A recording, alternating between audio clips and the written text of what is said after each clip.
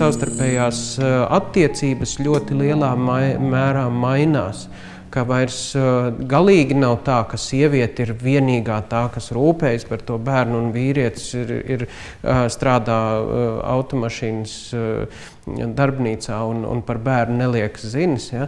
Tas ģimenes modelis būs citādāks, būs daudz egalitārāks.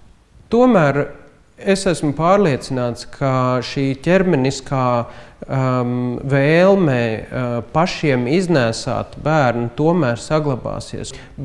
Bet šīs formas un attiecības tehnoloģiski kļūs arvien vienkāršāk, gan spermas un ošu un donoru iespējas, gan surogātu māšu izmantošana, gan adoptēšana. Ja? Tās būs tehnoloģiski vienkāršākas.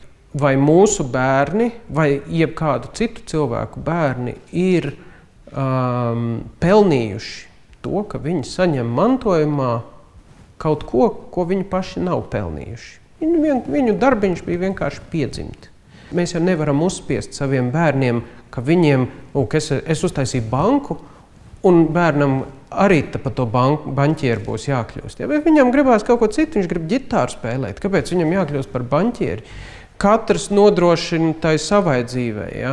Tāpat kā tās pensijas, ja? Mēs krājam katrs savu. Bet tas ir tāds tiešām ļoti individualistisks virziens, kas nav diezko labs sabiedrības spējai sadarboties. Ja? Ja mēs runājam par to, ka sabiedrības būtisks iezīme ir spēja sadarboties, tad savstarpēji palīdzēšana, tieši savstarpējā solidaritāte ir tā, kura nodrošina šo uzticēšanos. Lai kas notiktu, mana sabiedrība palīdzēs piecelties atkal uz kājām. Tas nāk līdzi ar paša cilvēka atbildību, ka ja notiks arī kādam citam, tad es kā sabiedrības loceklis iešu viņam palīgā.